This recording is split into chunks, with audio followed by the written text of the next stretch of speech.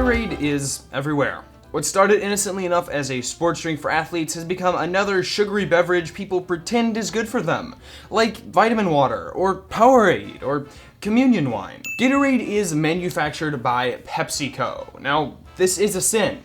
You don't believe me? Well, check out this video right here. Gatorade was named after the Florida Gators. The football team's head coach asked professors at the University of Florida College of Medicine to give him a drink that would replenish the team's electrolytes during a game. Let me just take a second to remind you that nothing good comes from Florida.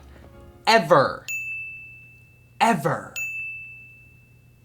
Ever. The football players who tested Gatorade performed well, but the experiment wasn't scientific at all. They just kind of gave the kids juice and told them to go for it. Where's the juice?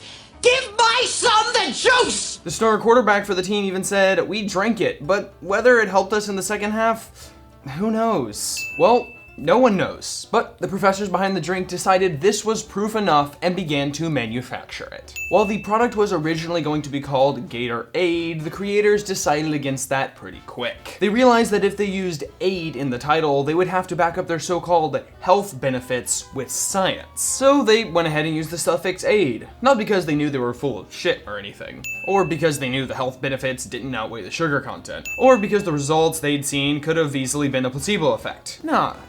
None of those. So yeah, despite what you think you might have heard, there is absolutely zero proof that Gatorade helps in athletic performance. I can't even imagine why you would have thought that in the first place. You wanna know the secret to victory?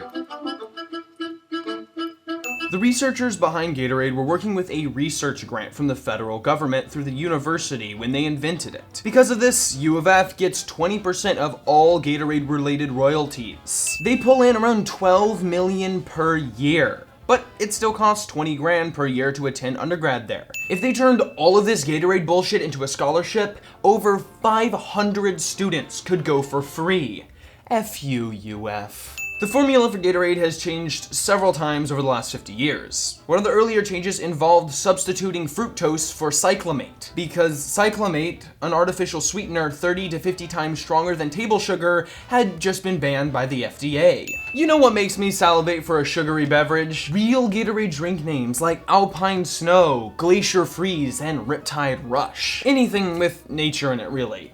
Anyone can do it. Mountain Trail, Seafoam Urine, Lava Burn, Hurricane Death, Tornado Devastation, Soft Wet Dog Shit.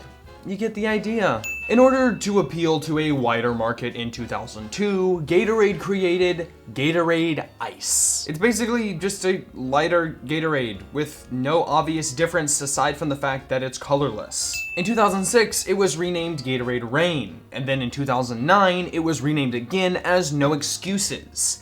I don't have a joke for this, it's just fucking stupid. There was that whole Gatorade Tiger business when Gatorade had a contract with Tiger Woods, because if there's any sport that you really need to load up on electrolytes for, it's golf. Also, if you somehow don't know who Tiger Woods is, that has gotta be such a confusing brand. Like, why does Gatorade need to team up with tigers? Am I right? Right? Later, the drink was renamed Focus. Can't imagine why. Actually, 2009 through 2010 found Gatorade rebranding a ton of their products. I'd go through each one of them with you, but literally no one gives a fuck. Be honest, if you need to buy a Gatorade for some reason, you just grab the closest one that has a semi-appealing Q. Doesn't matter if there's a G2 on it, or a G, or a Prime 1. It's sweet and you can pretend it's good for you. Well, you could pretend, up until now.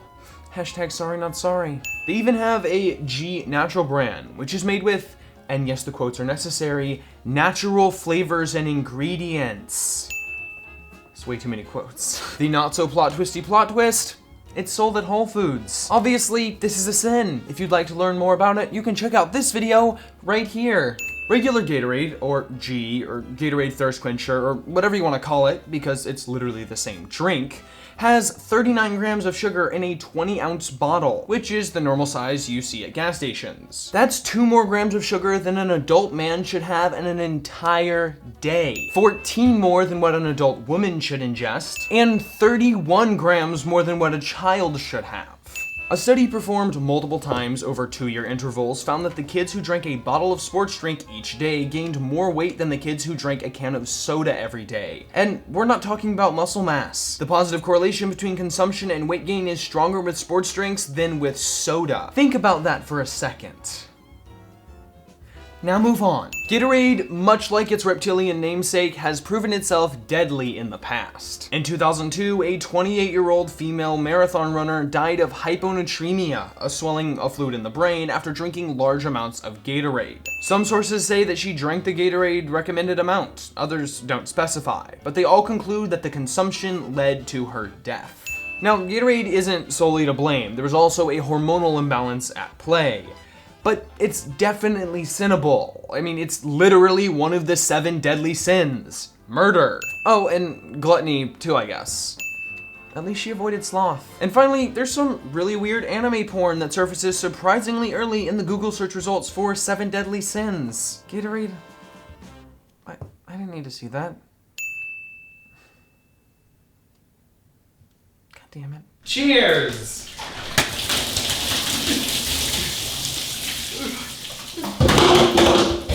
Oh, that was way colder than I thought it would be. We had unlimited juice?